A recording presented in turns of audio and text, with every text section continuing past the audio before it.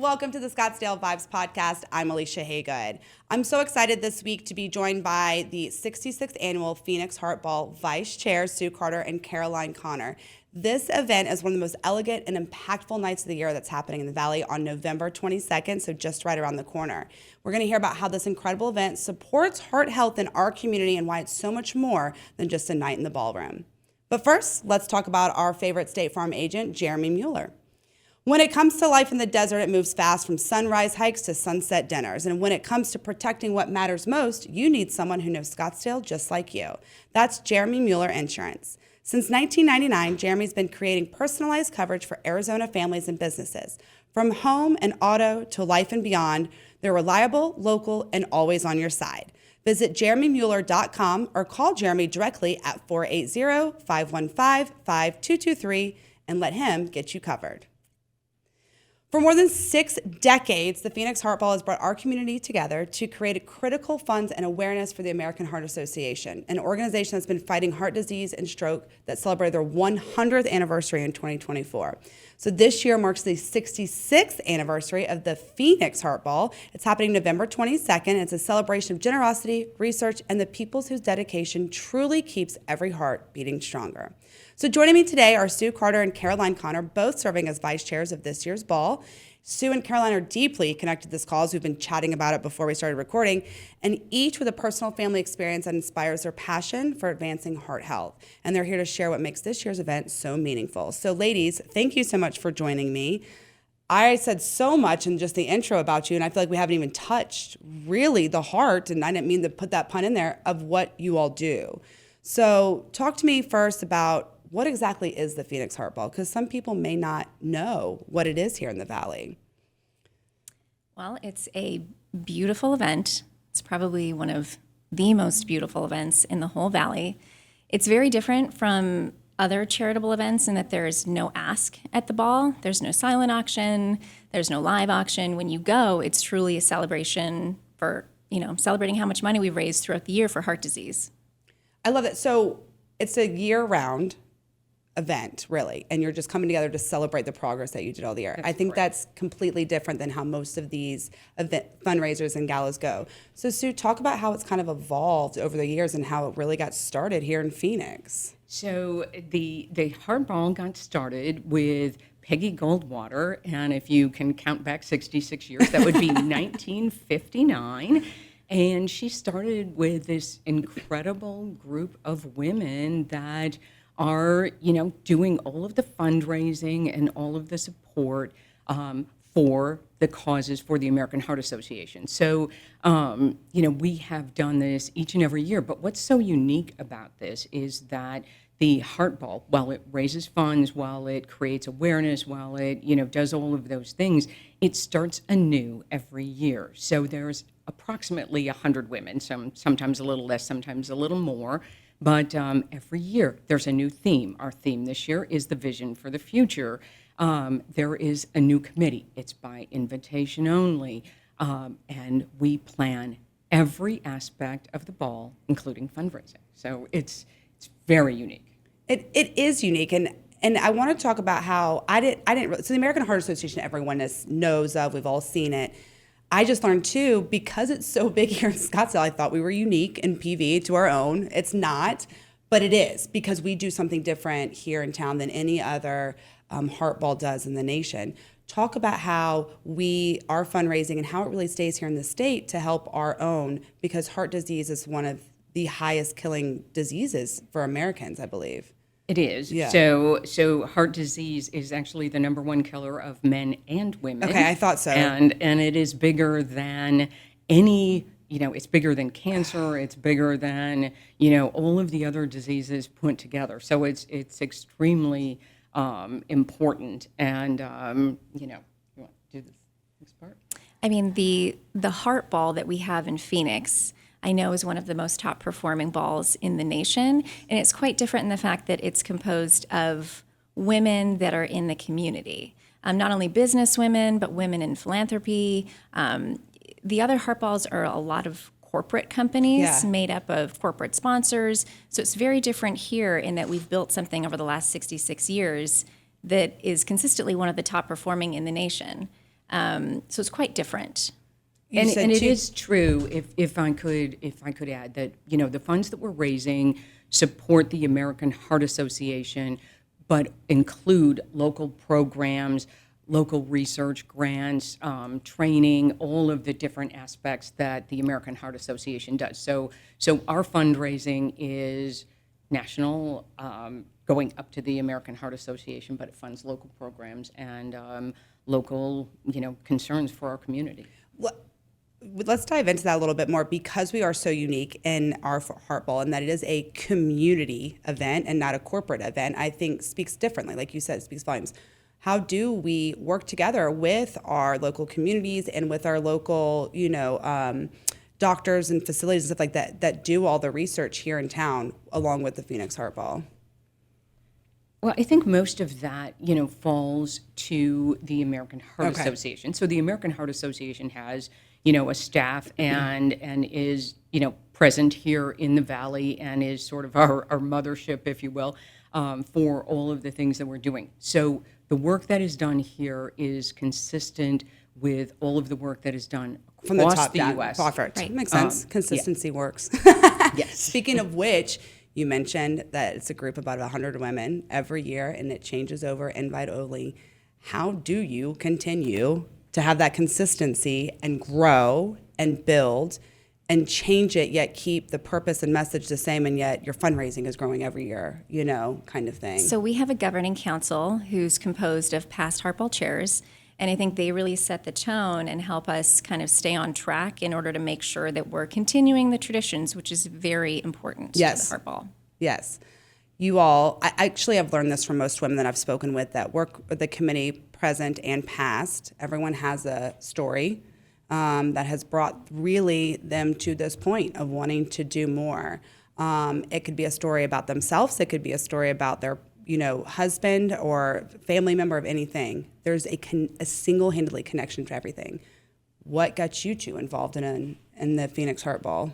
So we call that our why, and of course. and everyone has a why. In my case, my why started a long time ago. I lost my father to a heart attack at age 45. Wow. So I was about to be a senior in college, and that was just a devastating event. But then over the years since then, I've lost lots of grandparents, aunts, uncles, and then finally, most recently, my mother to heart disease. And so this is something that I've been passionate about for a long time. Started just by going to the ball, because I was used to going to the ball all over the country. And when we moved here in 2020, of course, there was no ball in 2020, but in 2021, when I went to the ball and heard about this fabulous committee, it was like, my why is big enough to do this. I love that. And so for me, my dad had a heart attack when I was very young. I vividly remember hiding behind the couch with my younger brother with the ambulance coming. I mean, it was really traumatic as a young child to witness that.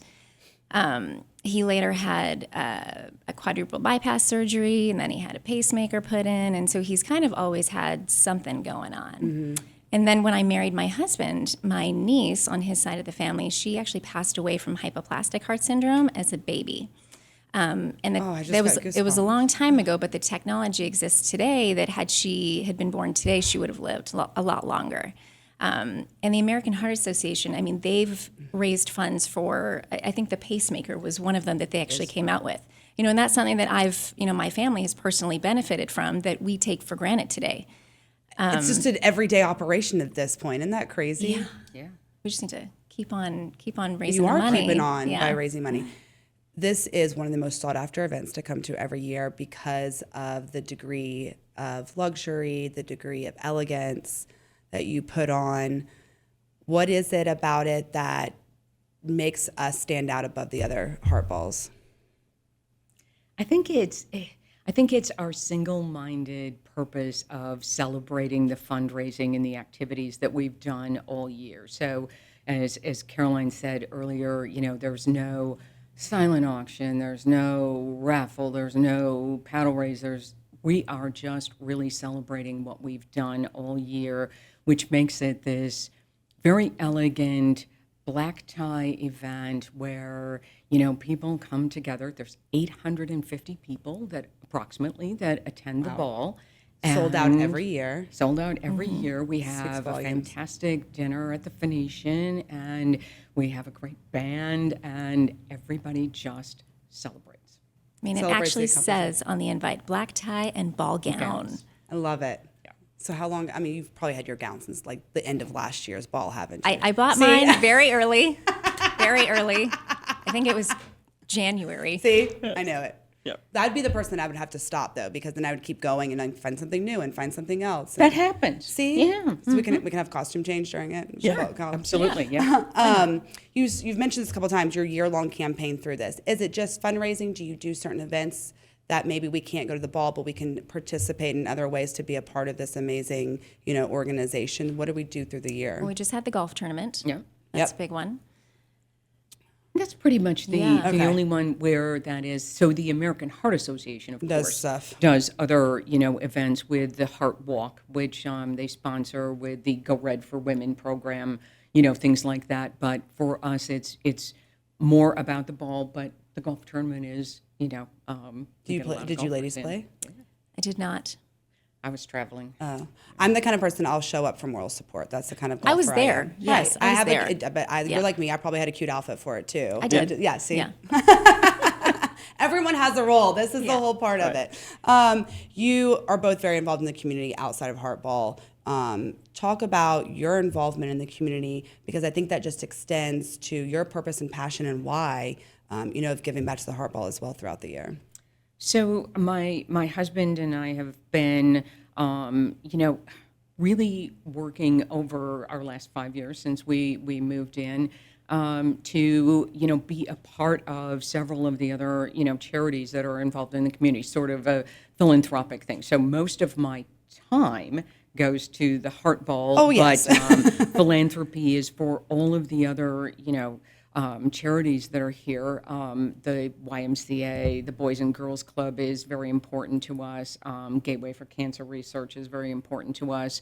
And Fresh Start with the women. So it's just, being a part of all of the other things that happen in the community too, because you learn things and you meet other people Yeah. who maybe want to be a part of this. And it extends the why to what you're doing. Yeah. Caroline, what about you? Kind of the same for me. Like Sue mentioned, Heartball, it's very time consuming. It is. So like outside of this year for you Yes. ladies. My husband is a Scottsdale Charo, so that's something that we're very involved Yeah. in, along with SARC, which is the Southwest Autism Research and Resource Center. My husband and I chaired the breakfast the last 2 years. It goes on to a different couple this year, which is very You exciting. did 2 this year. I think, last year was, I guess technically, yes. I know, it's all jumbled together. And then Phoenix Children's Hospital, a group of girlfriends and I started something for kids' mental health called PCH Sage. So I love that. Yeah. It really is giving back. That's what the vibe is. That's what we talk about here with all of this. So for others, there's a website we can make a donation. Time, like how do we give more to you ladies and to all the work you do? our website. Yeah, absolutely. So it's phoenixheartball.org, all one word. And when you get to the website, you'll see buttons across the top that tell you about the ball, that tell you how to donate, how to get a table, although it'll be a little late for the ball this year. But Learn about it for next year, right? Yep, next year, go to the website and you'll get all the information that you need to, actually, get involved, attend, or just simply do a donation. Yeah, I love that. How do you, as we wrap up this year for you ladies, and you gladly pass the binder on and take a good night's sleep? It's very large. It is very large. It's very large. I have a couple of It's myself heavy. at home. It's heavy. How do you leave your mark, but yet continue to leave it for someone else to grow upon for next year and next year and next year? Well, I think Denise, who's our incoming vice chair, Denise Voss, she's obviously part of the executive committee, and so she's learned from Pat everything. She's obviously been on the committee for a long time, and I think it just snowballs. So each year the chair comes in, they, obviously have the governing council, which helps them, but there's all of this collective knowledge, and I think it just gets passed down. 66 years worth. Right. It's You can't replicate that. From the first one they had 66 years ago to today, you look at that growth, the accomplishment, the massive amounts, that you've raised, and you're like, oh, we got to double this in the next 66 years, right? Kind of thing.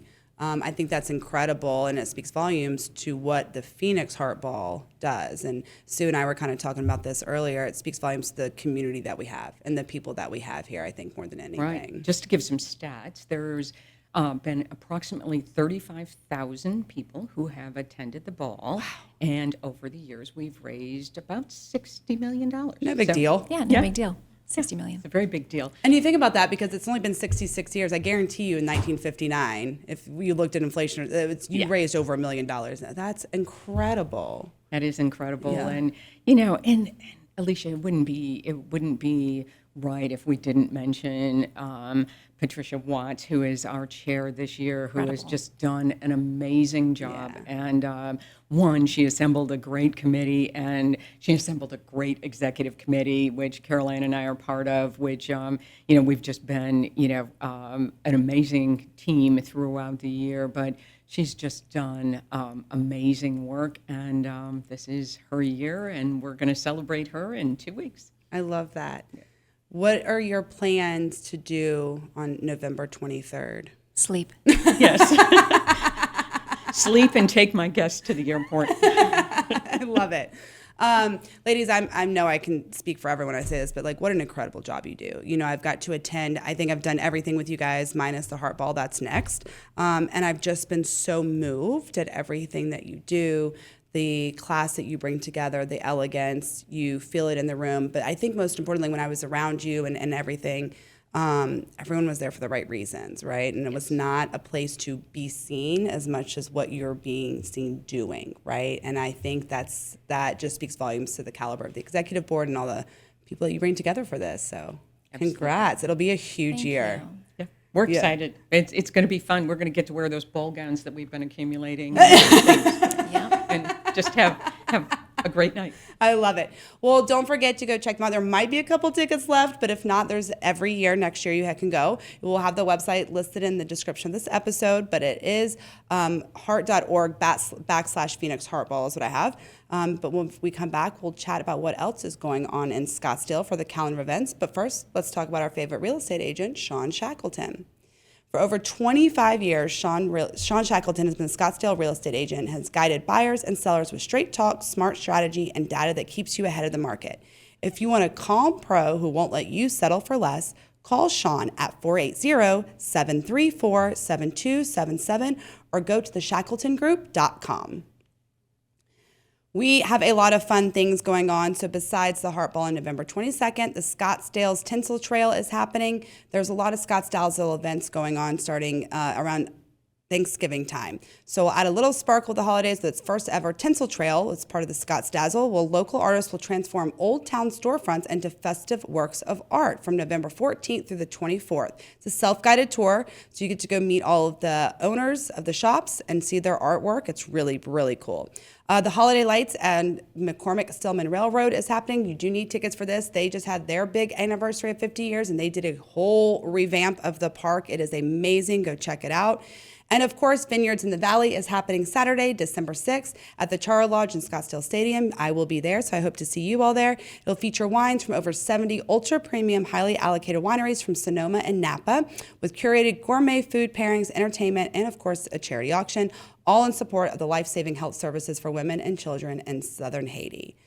Have a wonderful week, Scottsdale. Keep vibing, and I'll see you around town.